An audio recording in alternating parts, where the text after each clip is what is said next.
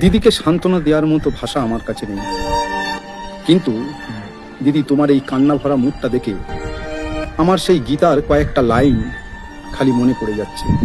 যা হয়েছে তা ভালোই হয়েছে, যা হচ্ছে তা ভালোই হচ্ছে, এবং যা হবে তা ভালোই হবে। তোমার কি হারিয়েছে যে তুমি কাঁদছো?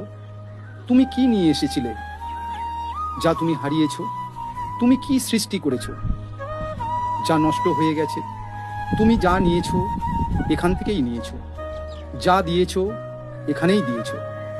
তোমার আজ যা আছে আগে তা অন্য কারোর ছিল, এবং আগামী দিনে অন্য কারোর হবে। পরিবর্তনই এই সংসারের নিয়ম। ব্রাহ্মণ জমানার 34 বছর শাসনের আপনি মোকাবিলা করেছেন, আপনি অনেক লড়েছেন। বিগত 15 বছর ধরে আপনি রাজ্যবাসীকে ভালো রাখার চেষ্টা করেছেন।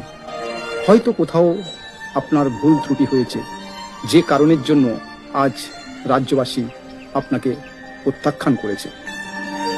তো আপনি দেখুন, আগামী 5 বছর নতুন সরকার কি করে। এখন রাজ্যবাসী ভালো রাখার দায়ভার নতুন সরকারের। আপনি এই 5 বছর একদম নিশ্চিন্তে বিশ্রাম করুন। আপনি অনেক ক্লান্ত। যদি দেখেন এই নতুন সরকার রাজ্যবাসীকে ভালো রাখতে পারছে না, তাহলে আবার আপনি ময়দানে নামবেন। আপনি তো চেয়েছিলেন রাজ্যবাসীর ভালো। দেখুন না, 5টা বছর অপেক্ষা করুন না, যে নতুন সরকার রাজ্যবাসীকে ভালো রাখতে পারে কিনা। আবার বলছি, আপনাকে সান্ত্বনা দেওয়ার মতো ভাষা আমার নেই।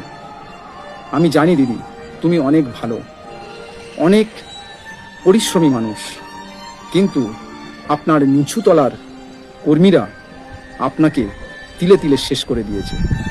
তাই নতুন সরকারের উপর নির্ভরতা রেখে আপনি আগামী 5 বছর নিশ্চিন্তে বিশ্রাম করুন। নমস্কার।